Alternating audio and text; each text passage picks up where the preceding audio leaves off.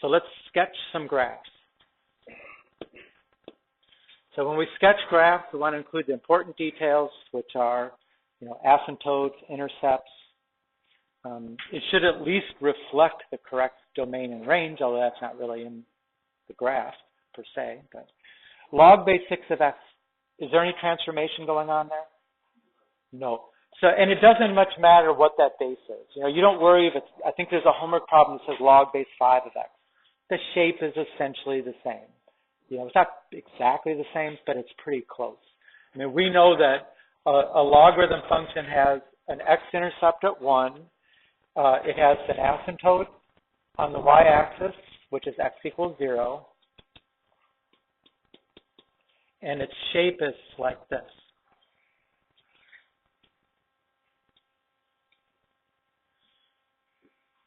That's all I would have to do to sketch a graph like that. Okay. Now, how is that graph being shifted in the second, in the blue equation, because I subtracted 2 inside the function? Right 2, right? Inside the function, minus means right. So if I move this whole graph to the right, what's that going to do to the asymptote?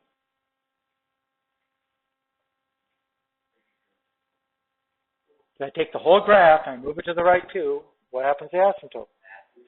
Goes to the right 2. Everything's got to go to the right 2. So here's the new asymptote. X equals 2. Right? If I move the x-intercept was at 1, if I move it to the right 2, there's the new x-intercept. And the shape of the graph is still the same. Something like that. What is the domain of the blue graph? X is greater than 2. Right? What is the range? All real numbers. Logarithms always have a range of all real numbers. And sometimes, especially if you're looking on the calculator, it almost looks like it's flattening out here. I mean, some kids draw an asymptote because they think that it's becoming flat, but it's not. It is going up infinitely.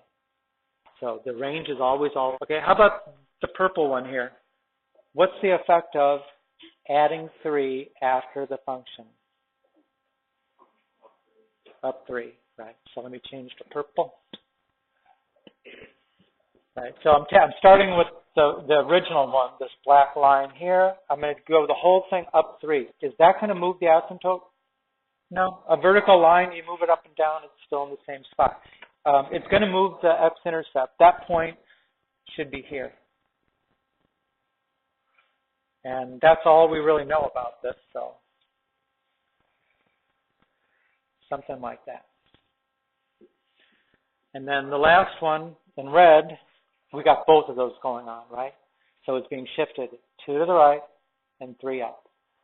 So what is that going to do to the asymptote? 2 to the right. So even though we've already got it, I'll sketch it in red there too, just so we know. There's the new asymptote, x equals 2. The one point on the graph that we knew where it was the x-intercept of 1, and that is 2 to the right and 3 up. 2 to the right, 2, 3 up, right there. So here's the new graph.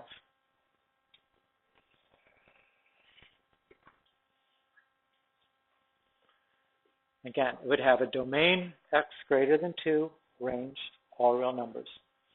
Now, if you put this in the calculator, you have to be careful about this.